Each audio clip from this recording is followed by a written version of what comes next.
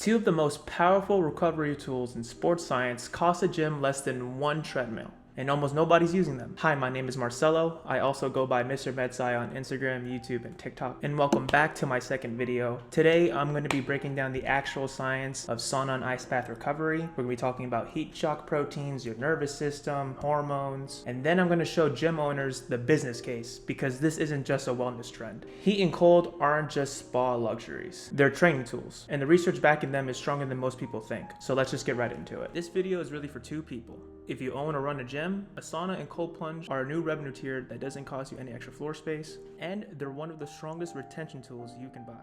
And if you're the one actually training, a lifter or a runner or just a regular gym goer, this is about faster recovery, regulating your nervous system, and knowing which protocols actually work instead of just guessing. Same two pieces of equipment, but one makes the owner money and the other makes the athlete recover faster. Everybody wins. Let's talk money first, because the math is honestly simple. A commercial sauna and cold plunge runs about $8,000 to $15,000 installed. If just 50 members upgrade to a $25 a month, that's over $1,000 in recurring revenue every month. That pays the whole thing off in around a year, and after that it's basically pure margin. Premium recovery tools equals premium membership. You're charging more for the same square footage you already own, and it's not just new revenue. Members who actually use recovery facilities cancel at way lower rates, so you make more per member and you keep them longer. Members who use wellness amenities like a sauna or cold plunge churn 20 to 50% less than general access members. Why? Because recovery creates a reason to come back that has nothing to do with the workout. The gym stops being a gym and becomes a destination. Big box gyms are too big to retrofit recovery rooms at scale. CrossFit boxers are training focused and almost never have it, and boutique studios are expensive and narrow. The mid-sized independent gym is the one that actually moves fast here, so be the only place in town that offers it. Ice bath socials, sauna meetup, that's community, and community is the loyalty that money can never buy.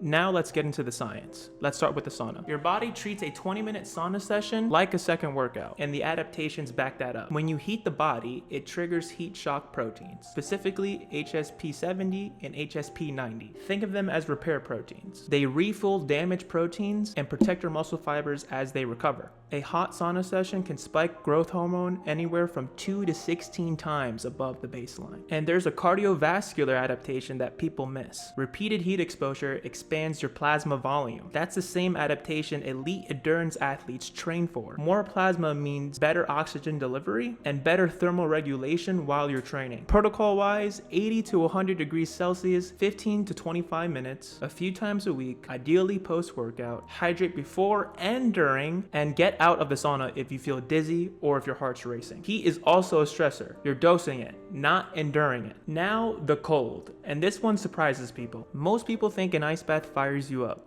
Physiologically, it does the opposite. It calms your nervous system down. Cold water immersion triggers the diving reflex, which sends an immediate parasympathetic surge through your vagus nerve. The result afterward is higher HRV, or heart rate variability, which is a direct marker that you're recovering. Cold exposure spikes norepinephrine 2 to 3 times above the baseline. That's why you feel sharper, calmer, and almost pain-free after an ice bath. It also helps the muscle directly. The cold constricts your blood vessels, which reduces inflammatory buildup in the tissue, and a scientific review found that it beats just resting for soreness. Plus, post-training cortisol clears faster with cold than it does with passive recovery. One big caveat though, don't ice bath right after strength training if your goal is muscle growth. The cold blunts the anabolic signal that builds muscle. The protocol for this is simple: 10 to 15 degrees Celsius, 2 to 5 minutes, 3 to 5 times per week. If you're not trying to damage your muscle growth gains, I would aim to incorporate this 4 to 8 hours after your strength training or the morning after. So what happens when you combine them? That is called contrast therapy. Alternating heat and cold is the most potent recovery protocol in the entire stack. You get the hormonal upside of both. Look at the hormones side by side. Sauna drives up growth hormone hard. The cold drives norepinephrine hard. Both push endorphins, and together they manage cortisol better than either one of them alone. The protocol is simple: sauna for 15 to 20 minutes, short rest, then ice bath 3 to 8 minutes. Rest again, and repeat for about 2 to 3 rounds. Always finish on the ice bath for maximum recovery benefits and cortisol clearance. Let me make HRV practical, because it's the most useful recovery number you're not tracking. Heart rate variability is the gap between your heartbeats, and counterintuitively, more variation means better recovery. High HRV means your parasympathetic system is in control. In other words, you're recovered. Low HRV after training means you're still stuck in fight or flight mode, and if you keep training hard on those days, fatigue just stacks up. Cold water immersion acutely raises your your post-workout HRV. It literally fires the recovery branch of your nervous system harder and faster. Let me hit the evidence directly because the skeptics deserve real numbers. In a 20-year cohort, men who used the sauna 4 to 7 times a week had 40% lower cardiovascular mortality and 50%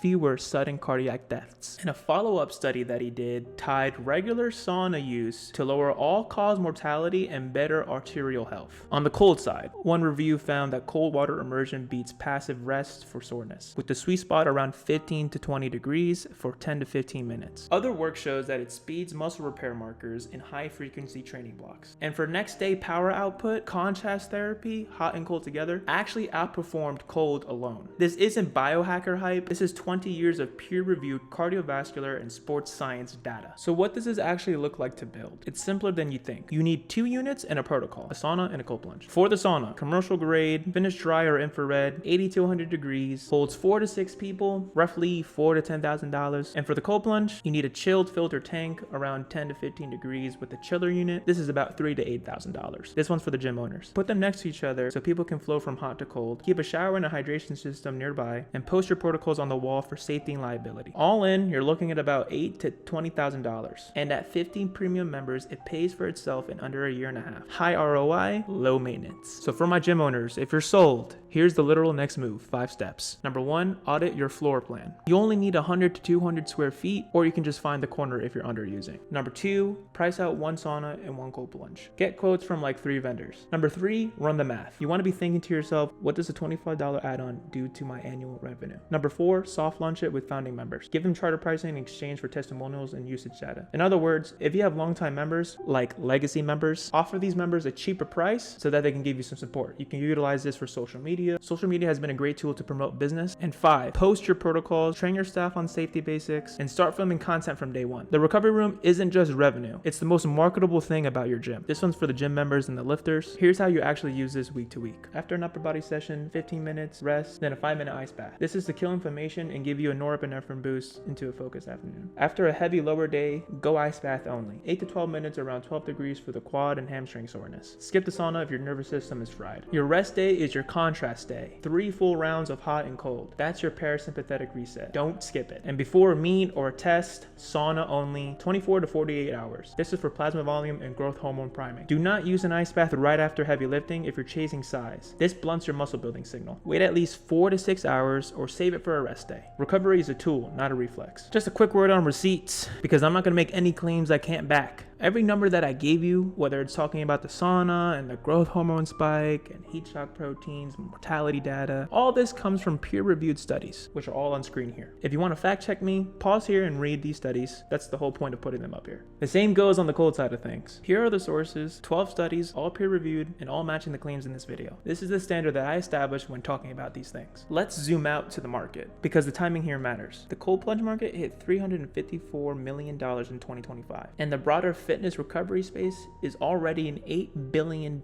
industry. This is driven by elite athlete adoption, and cold plunge searches are up 400% since 2020. But here's the opening. There are over 92,000 US health clubs, and fewer than 5% offer dedicated contrast therapy. The window to own this in your local market is right now. Before the chains figure out how to retrofit at scale, the independent gym can plant a flag first. Let me put the full business case in one frame for the owners. Industry average gym retention is about 60%. That means 1 of 3 members cancels every year. If you add a recovery wellness zone, and you're looking at about 10 to 18% better retention. Social wellness clubs are hitting a 80% plus retention against a 60% industry average. And remember, acquiring a new member costs 5 to 7 times more than keeping the one that you already have. Now, when talking about this competitively, Planet Fitness, 24 Hour, LA Fitness, their unit economics literally block them from retrofitting this at scale. And CrossFit boxes are just too space constrained. The independent gym with about 250 square feet and 1 plunge becomes the only facility in the market with this. That is the competitive edge. And to make this real, here's the specific case. Iron Revolution in Howell, New Jersey. I've been a member of this gym since 2022. It is one of the best bodybuilding and powerlifting gyms across New Jersey. I would argue across America. I'm a little biased. They actually recently announced that they're going to put a recovery room in their gym.